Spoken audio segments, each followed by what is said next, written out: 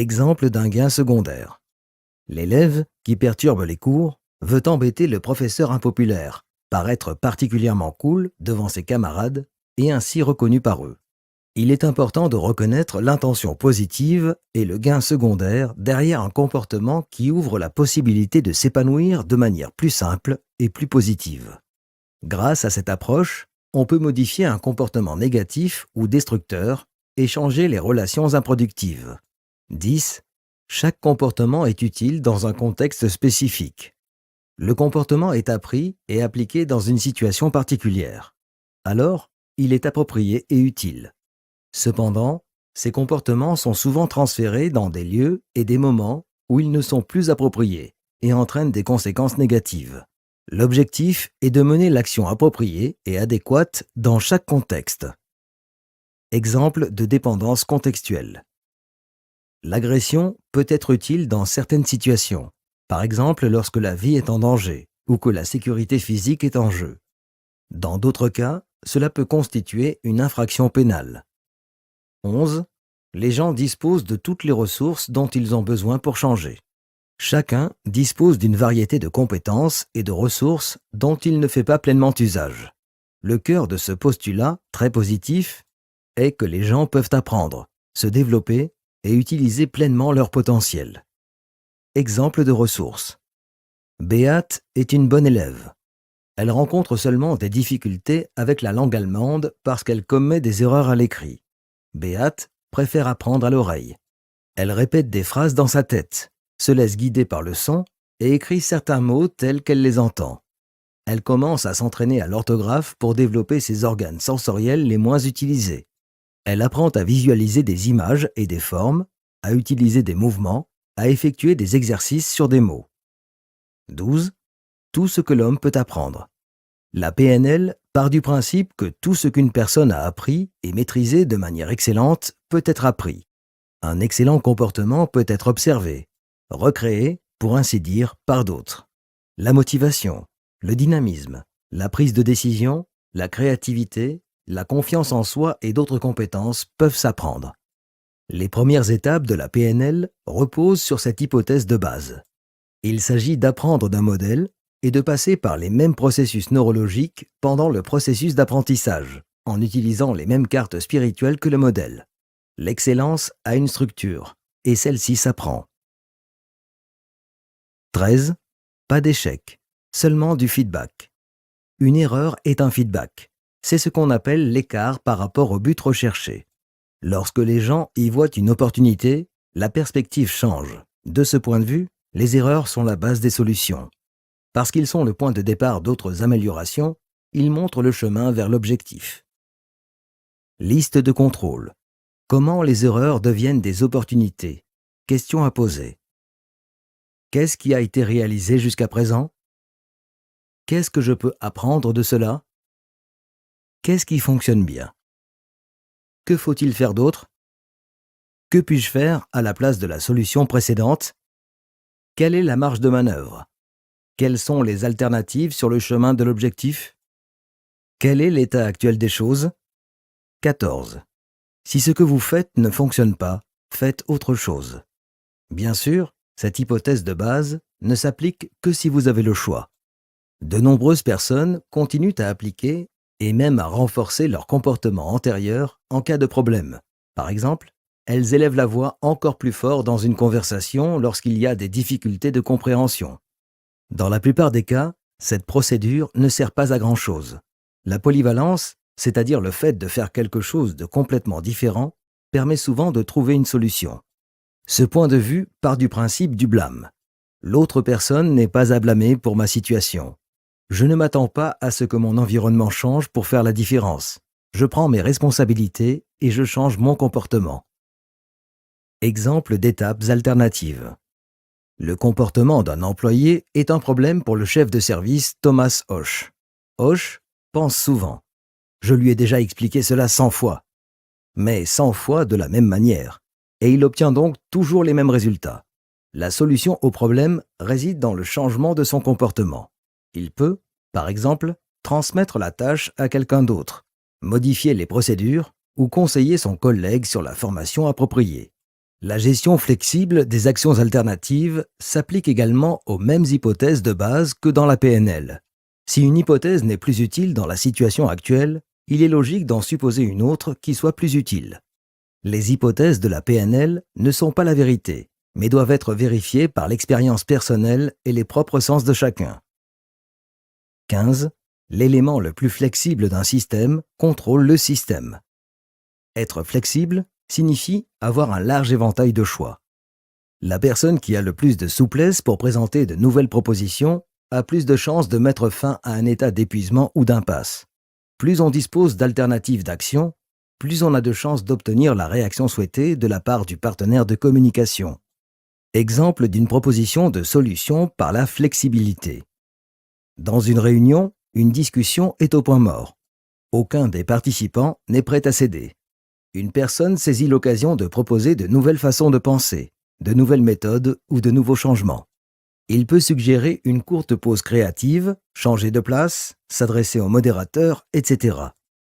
Ce collègue s'avère être l'élément le plus flexible du groupe et est capable de s'adapter à la situation. Ce collègue s'avère être l'élément le plus flexible du groupe et, par ses propositions, permet à la situation de se dérouler. De cette façon, elle, a une influence significative sur le système. Comment fonctionne notre perception selon la PNL? Il existe de nombreuses théories sur la façon dont l'homme pense. La PNL part du principe qu'il utilise ses sens vers l'intérieur. C'est-à-dire que lorsque nous pensons ou nous nous souvenons, nous voyons des images, entendons des sons, sentons et goûtons, et ressentons le toucher. Cela signifie que tous les processus mentaux peuvent être expérimentés et conçus avec des éléments sensoriels. La condition préalable est que le contenu soit absorbé par les sens, traité, puis devienne ce que l'on appelle le système de représentation. La représentation dans le cerveau de ce que nous avons réalisé par les sens constitue la base de la pensée. PNL et communication. L'esprit humain a toujours été un territoire mystérieux, que même les neurosciences, malgré toutes leurs avancées, n'ont pas encore été en mesure de comprendre pleinement. La subjectivité, le système de croyances, les coutumes, les habitudes, etc. de chaque personne sont des contenus qui sont stockés directement dans l'esprit. Ces processus sont si complexes qu'ils ne peuvent pas être déchiffrés individuellement. Voulez-vous savoir comment commencer à comprendre le mystère de l'esprit? La réponse est plus simple que vous ne le pensez. C'est le langage et la communication qui mènent au territoire de l'esprit.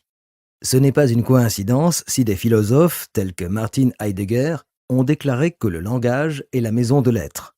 La recherche qui a donné le plus de substance à cela est l'action communicative par la programmation neurolinguistique, PNL, créée par le psychothérapeute et informaticien Richard Bandler et le linguiste John Grinder au milieu des années 1970. La communication avec la PNL est l'un des outils les plus efficaces pour restructurer la subjectivité des gens à tous les niveaux. Composée d'une part de la neurolinguistique, qui enregistre l'activité cérébrale du langage, et d'autre part de la communication sous toutes ses formes, verbale et non verbale, c'est un outil très utile. C'est pourquoi la PNL et la communication sont nécessairement liées. Bien qu'il s'agisse d'une programmation, elle nous fournit les structures formelles nécessaires pour changer nos systèmes de croyances. En ce sens, si vous vous trouvez bloqué au travail ou dans une relation amoureuse, la PNL communication vous aidera à réorienter les attitudes que vous avez dans votre vie et à obtenir le succès que vous avez toujours souhaité. C'est avec la PNL que l'action communicative fonctionne et est effectivement activée comme méthode d'apprentissage pour le développement des capacités humaines. En d'autres termes, la communication avec la PNL vous rapproche non seulement de la compréhension, mais aussi de la programmation de votre esprit pour le développement et le succès de vos capacités. Qu'est-ce que la communication PNL? La programmation neurolinguistique est une méthode qui permet d'accéder au contenu mental de l'être humain. La PNL propose des modèles d'apprentissage pour l'optimisation des systèmes de croyances. Elle est née en premier lieu comme une méthode thérapeutique. Cependant, aujourd'hui, son champ d'application est beaucoup plus large. Les entreprises, les institutions et le coaching en général s'intéressent de plus en plus à cette méthode. Croyez-le ou non, le succès est à portée de main. Vous verrez qu'avec la programmation neurolinguistique, votre communication, votre discours et tous les aspects de votre vie changeront de cap vers la guérison, la tranquillité et une meilleure utilisation de votre esprit. Rappelez-vous que votre cerveau agit par répétition, c'est-à-dire par ce qui vous est le plus familier. Par conséquent, dans n'importe quelle situation, votre esprit choisit le même chemin. En revanche, la programmation neurolinguistique comprend des techniques d'apprentissage qui améliorent votre capacité à réagir à des situations particulières. Si vous n'êtes pas encore convaincu, la PNL peut vous aider à communiquer efficacement, à programmer vos schémas mentaux, à améliorer vos compétences oratoires, à renforcer votre confiance, vos performances, votre estime de soi, votre proactivité, etc. La PNL vous fait changer votre système de croyances. En changeant les croyances avec la PNL, vous vous convainquez de votre réussite et écartez les pensées négatives à votre égard. C'est ce qu'établit le co-créateur de la communication PNL, Richard Bandler, lorsqu'il déclare que la clé du succès réside dans les croyances. J'ai servi de modèle à de nombreuses personnes qui ont réussi. Entretien avec Richard Bandler, Coaching Portal, 2006. La communication PNL peut façonner votre esprit pour vous permettre de réussir dans tous les domaines de votre vie. Les lois de la communication avec la PNL. La PNL et le modèle de communication sont des théories pragmatiques qui misent sur les modèles de comportement pour améliorer la qualité de vie. Les lois ou paramètres de la communication avec la PNL peuvent être réduits à 3 caractéristiques principales. Il est impossible de ne pas communiquer. C'est l'outil PNL le plus important dans la communication interpersonnelle. Il est nécessaire d'établir le lien entre un comportement réussi et ses propres expériences subjectives. Votre corps parle, bougez-le. Lorsque vous pratiquez la communication avec la PNL, vous devez être vigilant et anticiper toute réaction du langage non verbal, c'est-à-dire du langage corporel. Traiter ces expressions non verbales du langage est la clé pour parvenir à une meilleure programmation de votre pensée. Si ce que vous avez fait jusqu'à présent ne vous apporte pas le bien-être dont vous avez besoin, il est temps de faire de nouvelles choses. Dans la communication PNL, changer l'attitude avec laquelle vous interagissez vous affecte plus que vous ne le pensiez.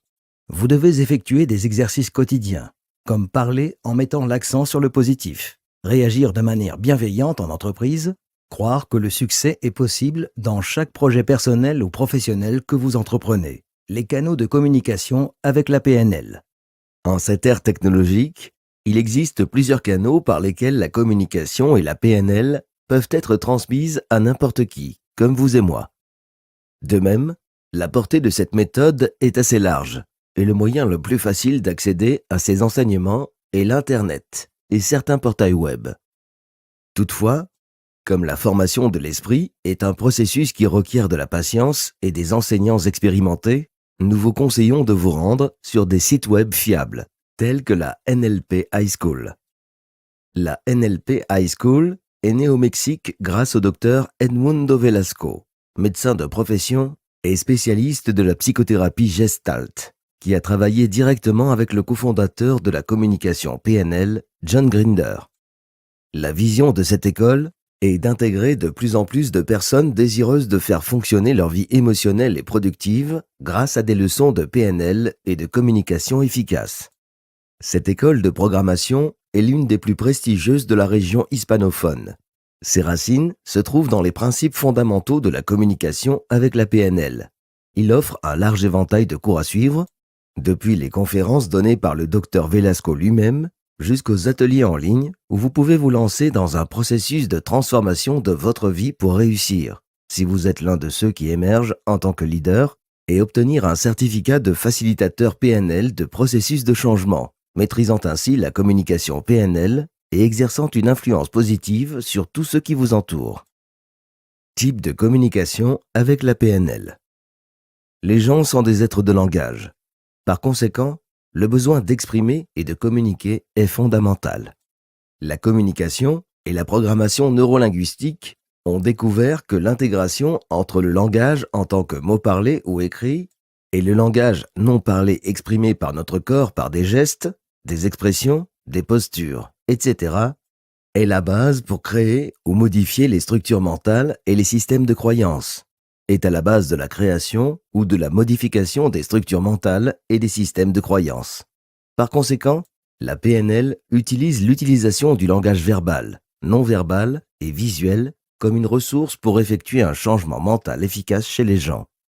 Communication verbale dans la PNL. Il s'agit, par définition, du type de communication qui s'effectue par le biais du langage parlé. La neurolinguistique nous dit précisément qu'avec ce type de communication, nous pouvons recevoir une infinité de symboles et de significations de l'extérieur et les traduire littéralement en mots. Maintenant, lorsque nous accédons à la communication gestuelle avec la PNL, nous affinons nos récepteurs neuronaux pour utiliser la communication verbale de manière plus efficace et cohérente, selon les besoins. La communication non verbale dans la PNL. Dans le cadre de la méthode PNL, la communication non verbale est l'immense univers du langage non dit, c'est-à-dire le langage du corps et l'ensemble des systèmes symboliques dans lesquels il opère, c'est-à-dire la chronométrie, la gestion du temps, le proxénétisme, l'agencement spatial entre les corps, la diacritique, les symboles qui sous-tendent la disposition spatiale des objets et des couleurs, la paralinguistique, les tons de la voix, l'aspect kinesthésique, gestes, posture, mouvements et réactions du corps, la communication visuelle dans la PNL. Bien que la communication verbale et la communication non verbale soient les clés d'une gestion correcte de la communication avec la PNL comme méthode d'amélioration personnelle, il convient de noter que la communication visuelle est la forme de communication la plus populaire de nos jours, surtout suite à l'arrivée de nouveaux dispositifs technologiques et à l'utilisation massive des réseaux sociaux. Il est vrai que l'impact généré par une personne, une information ou un événement passe d'abord par la vue. C'est pourquoi la PNL s'empare de cette ressource avec l'intention de canaliser la façon dont nous apparaissons devant les autres, en générant la meilleure impression possible. Ce type de communication avec la PNL forme un ensemble d'applications que vous pouvez mettre en pratique au quotidien et qui vous aident à évaluer votre personnalité pour atteindre les performances et le succès dont vous avez besoin dans votre vie. Chapitre 10. Stratégie pour augmenter l'estime de soi grâce à la PNL. Lorsque nous voyons que nos faiblesses, lorsque nous sommes incapables de voir les bonnes choses que nous faisons, lorsque nous ne nous valorisons pas, cela signifie que nous manquons d'estime de soi. La PNL peut nous aider à inverser cette dynamique. Estime de soi, confiance en soi et PNL. L'estime de soi commence par le respect de sa propre personne, avec ses forces, ses faiblesses et ses capacités. C'est un sentiment lié à la valeur personnelle, c'est-à-dire le fait d'avoir un but et de lui accorder l'importance qu'il mérite. En revanche, la confiance en soi, qui est étroitement liée à l'estime de soi, consiste à être satisfait de sa vie et à être heureux. Certaines personnes se plaignent d'un manque de confiance en elles, qui les amène à remettre en question leur estime de soi, leur valeur et leur sécurité. En PNL, on dit que ces sentiments sont le résultat d'une mauvaise combinaison des différentes parties de la personnalité que nous avons vues dans les sujets précédents. La partie critique est très précieuse, mais sa tâche fondamentale est de démanteler tout ce qui a été précédemment construit, imaginé ou pensé. La PNL considère que chaque personne possède les forces dont elle a besoin. Toutes les ressources dont dispose une personne sont constituées de la somme des éléments qui sous-tendent les expériences et les perceptions. Il arrive donc que certaines personnes pensent qu'elles n'ont pas assez de patience. Mais qui peut dire qu'elles n'ont jamais eu, à un moment et pendant une seconde, une telle ressource à disposition? Chaque personne porte sur elle ses propres ressources, mais il peut arriver qu'elles ne les perçoivent pas. Presque tout le monde a fait l'expérience de force et de capacités inconnues dans une situation extrême ou sous haute pression. Il s'agit de tirer le meilleur parti de ses ressources personnelles sans attendre que ces situations limites se présentent. Le rôle des croyances dans l'estime de soi. Les croyances sont les généralisations dues à des causes, des significations et des limites liées à l'environnement et au comportement, capacités et identités spécifiques de chaque individu. Avec les valeurs, ils sont les ressources les plus importantes de notre manière d'être. Les croyances ne doivent pas nécessairement être fondées sur un cadre logique. Beaucoup se distinguent par leur manque de logique, mais malgré cela, nous continuons à essayer de les faire entrer dans notre réalité, en rejetant toute idée contraire. Les croyances limitatives empêchent le développement de la confiance en soi. Penser « je suis un raté » Je ne suis pas important, je n'ai pas la force d'agir ainsi, sont des exemples de phrases que les gens formulent constamment et finissent par croire. L'estime de soi est le contraire. Elle nous permet d'être sûrs que nous avons les ressources internes nécessaires pour surmonter les difficultés et les utiliser. Dans le milieu professionnel, il est normal d'avoir un surplus de travail. Cependant, il n'est pas normal qu'en raison de croyances accumulées, la personne en question ne se sente pas capable de répondre aux demandes constantes de son patron, de ses clients et des exercices d'affirmation de soi. Renverser les croyances limitantes. Pour changer les croyances limitantes, nous vous proposons quelques étapes à suivre. La première étape pour changer les croyances limitantes est de les identifier. Une fois identifiées, nous cherchons la cause de ces sentiments négatifs. Nous observons comment nous réagissons. Quels sentiments sont éveillés? La deuxième étape consiste à localiser nos ressources et à les ancrer. Pour ce faire, nous pensons à une situation de notre vie dans laquelle nous nous sommes sentis vraiment bien. Nous imaginons cette situation aussi intensément que possible et, dès que nous constatons que les sentiments positifs augmentent, nous ancrons ces souvenirs. Dans un troisième temps, nous revivons cette situation en essayant de changer la façon dont nous affirmons nos croyances limitantes. Construisez la confiance. Avoir une faible confiance en soi signifie avoir une image de soi dans laquelle il manque quelque chose d'important, la confiance. Chaque personne a une image qu'elle interprète comme une référence pour son évaluation et qui est constituée d'une combinaison d'images, de sons, de mouvements et de sentiments. Il s'agit donc d'obtenir une image positive de soi afin d'augmenter la confiance en soi. Pour ce faire, les étapes suivantes sont proposées. Visualisez l'image actuelle de soi de manière associée. Construire une image de soi par rapport à la façon dont on se perçoit. Faites attention à la perception du corps, à la posture, aux commentaires avec lesquels on se décrit. Visualisez l'image de manière dissociée. Nous nous éloignons de cette image, nous l'abandonnons et nous nous observons comme des étrangers. Comment nous voyons-nous? Quelle différence observons-nous par rapport à l'image de la première étape? Visualisez une copie de notre image dissociée et modifiez positivement les aspects les moins agréables.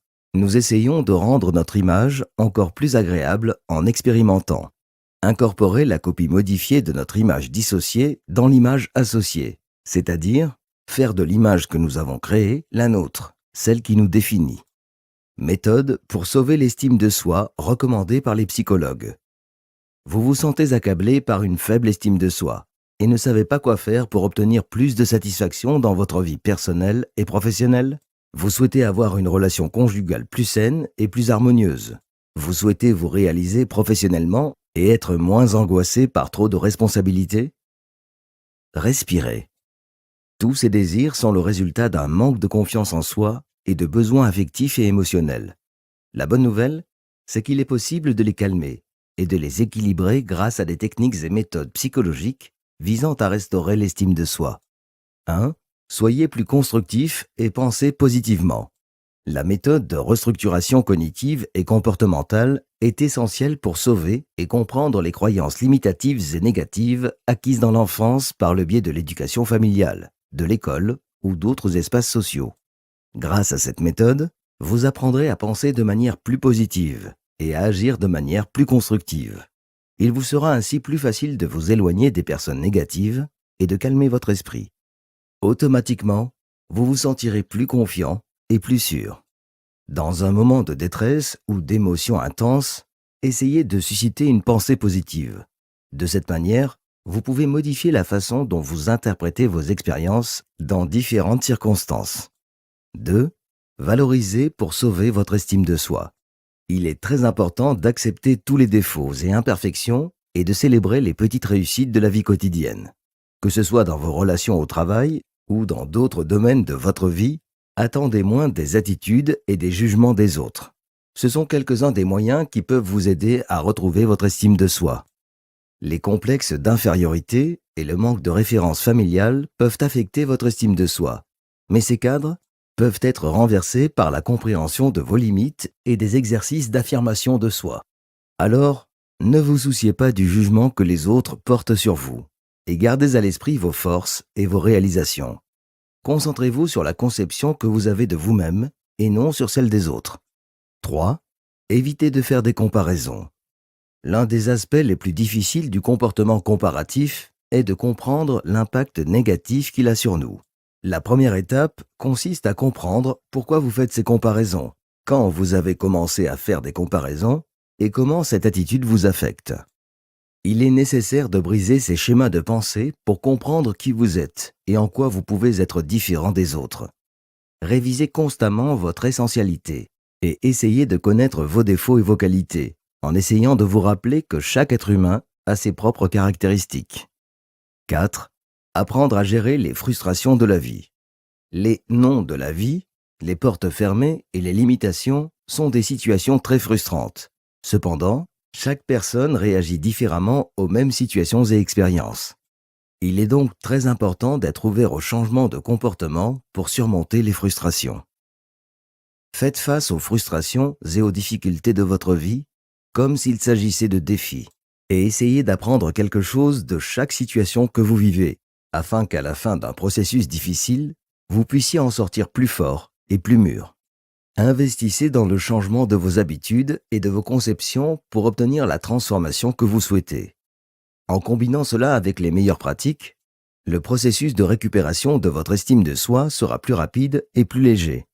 Envisagez également de vous faire suivre par un psychologue qui vous aidera à gérer vos déclenchements mentaux. 5. Passez plus de temps avec les gens que vous aimez. Le sentiment d'appartenance est ce besoin de se sentir membre d'un lieu ou d'un groupe de personnes et, en même temps, de considérer qu'elles font aussi partie de nous. C'est l'un des piliers de l'estime de soi, et cela nous permet de nous sentir bien et satisfaits d'être entourés de personnes qui nous sont chères. Essayez de trouver une occasion dans la journée pour être avec votre famille. Leur accueil est réparateur et contribue à renforcer votre confiance en vous, ce qui est considéré comme essentiel pour réussir dans la vie.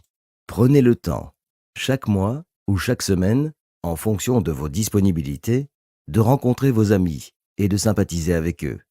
Il est intéressant d'essayer de maintenir des relations avec la classe d'amis de votre adolescence, car cela vous rappelle d'anciens rêves, croyances et ambitions. Tous des activateurs importants de l'estime de soi et propices à la connaissance de soi. 6. Soyez convaincus de vos objectifs. Toute réalisation commence par les objectifs que nous nous fixons dans notre esprit. Lorsque nous réfléchissons à la manière dont nous pouvons atteindre nos objectifs, l'estime de soi nous pousse à penser de manière positive. Utilisez donc toutes vos ressources mentales pour visualiser ce que vous voulez. Par exemple, si vous souhaitez obtenir une promotion ou avoir plus de liberté pour exprimer vos idées, que ce soit sur le lieu de travail ou dans la sphère personnelle ou familiale, renforcez votre estime de soi et démontrez vos capacités de manière plus efficace. Fixez des objectifs en fonction desquels vous pourrez suivre vos progrès. Fixez des critères concrets pour mesurer la progression dans la réalisation de chaque objectif que vous vous êtes fixé, car cela vous donnera plus de confiance en cours de route. 7. Parlez à un professionnel de la psychologie. Consulter un professionnel de la psychologie est l'un des meilleurs moyens de retrouver l'estime de soi. Ne laissez pas la situation s'aggraver. Demander l'aide d'un psychologue peut réduire votre souffrance ou même l'éliminer de votre vie une fois pour toutes. Il est également nécessaire que vous fassiez une réflexion personnelle sur la mesure dans laquelle la situation est ou n'est pas sous votre contrôle, pour éviter d'atteindre un degré de dépression. Pour ce faire, recherchez les conseils appropriés. Si vous n'avez pas le temps de vous rendre dans une clinique en personne, pourquoi ne pas obtenir une aide psychologique en ligne qui puisse répondre à vos questions et à vos préoccupations? Même si vous ne pouvez pas le faire pendant la journée, vous pouvez profiter de la nuit ou des week-ends lorsque vous êtes libre. Conclusion. 5 indices qui révèlent les véritables intentions des autres.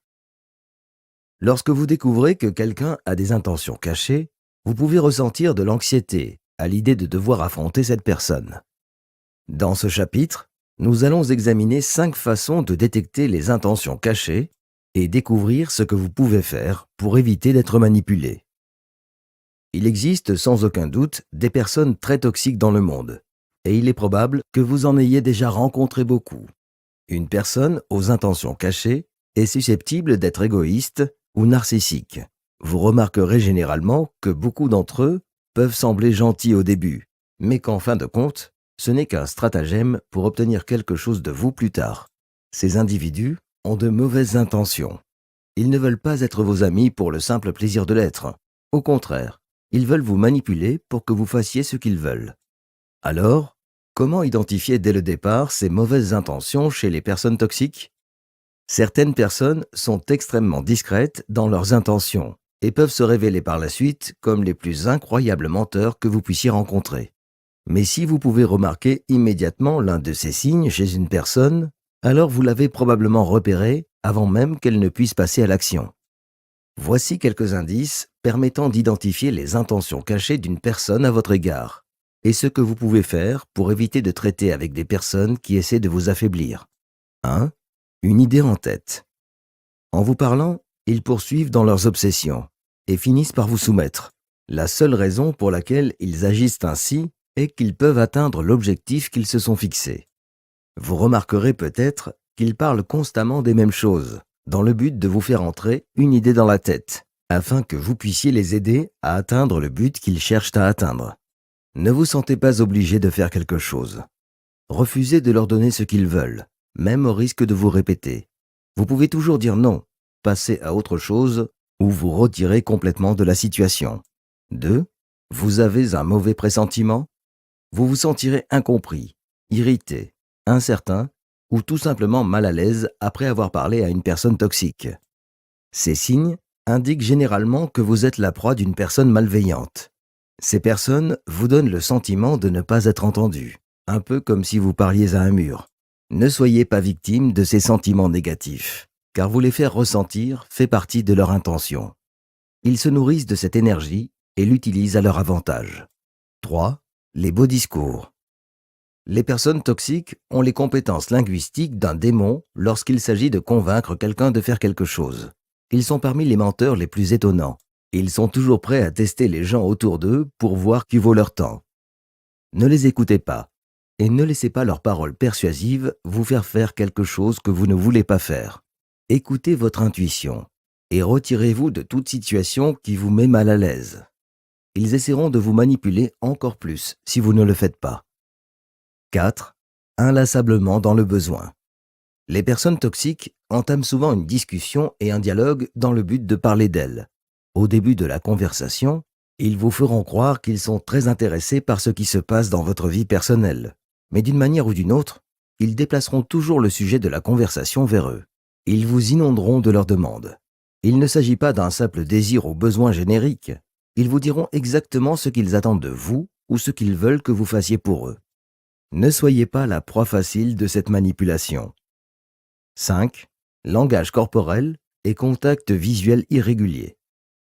Bien qu'il puisse être très difficile pour les menteurs de maintenir un contact visuel avec quelqu'un, ils font tout ce qu'ils peuvent pour maintenir un langage corporel et un contact visuel approprié. Cela les fait passer pour des personnes normales et bien intentionnées, selon eux. Cela ne pourrait pas être plus éloigné de la vérité. Si vous commencez à remarquer qu'ils agissent de manière inappropriée, il y a de fortes chances qu'ils essaient d'obtenir quelque chose de vous. Ne vous laissez pas berner. Regardez-les droit dans les yeux. Observez les mouvements de leurs mains pour voir s'ils essaient de se couvrir la bouche ou le visage. La transpiration est un bon indice, tout comme le fait de cligner constamment des yeux. C'était Comment analyser les gens. Apprenez des techniques de psychologie comportementale pour déchiffrer la communication non verbale et le langage corporel et découvrir les véritables intentions des autres. Écrit par Alexandre David.